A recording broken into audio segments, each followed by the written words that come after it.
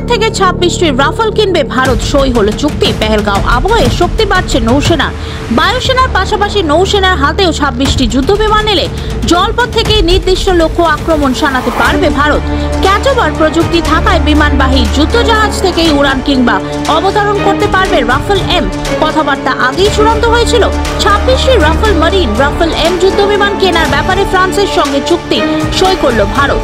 63,000 কোটি টাকায় ভারত ফ্রান্স থেকে যুদ্ধবিমান কিনছে। ভারতীয় প্রতিরক্ষা বাহিনীর ইতিহাসে সবচেয়ে মহার্ঘ প্রতিরক্ষা চুক্তি।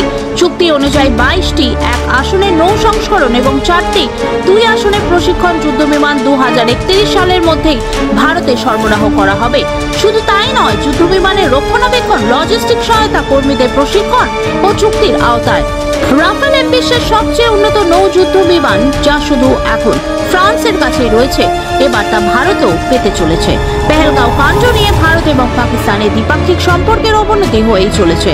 সিন্ধু জলবন্টন চুক্তি স্থগিত করায় যুদ্ধ হুঁশিয়ারি দিয়ে চলেছে পাকিস্তান। এই পরিস্থিতিতে সেনাবাহিনীর শক্তি বৃদ্ধিকে ইতিবাচক হিসাবে দেখছেন বিশেষজ্ঞরা। 2016 সালে ফ্রান্স থেকে 36টি রাফাল যুদ্ধবিমান ভারতে আনার চুক্তি হয়। সেই মতো রাফালের প্রথম ব্যাচটি এসে পৌঁছায় 2020 সালের জুলাই মাসে। এবার বায়ুসেনার পাশাপাশি নৌসেনার হাতেও 26টি যুদ্ধ বিমান এলে জলপথ থেকে আক্রমণ শানাতে পারবে ভারত। ক্যাটোবার প্রযুক্তি থাকায় বিমানবাহী যুদ্ধজাহাজ থেকেই উড়ান কিংবা অবতরণ করতে পারবে রাফাল এম।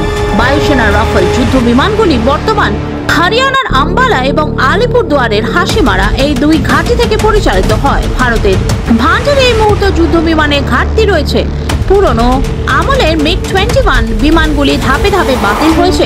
ভারতীয় বায়ুসেনার হাতে 42টি ফাইটার স্কোয়াড্রন থাকার কথা, কিন্তু তা এখন 32-এ নেমে এসেছে বলে প্রতিরক্ষা মন্ত্রক সূত্রের খবর। তবে নতুন চুক্তির ফলে সেই ঘাটতি মিটবে বলেই মনে করছেন অনেকে।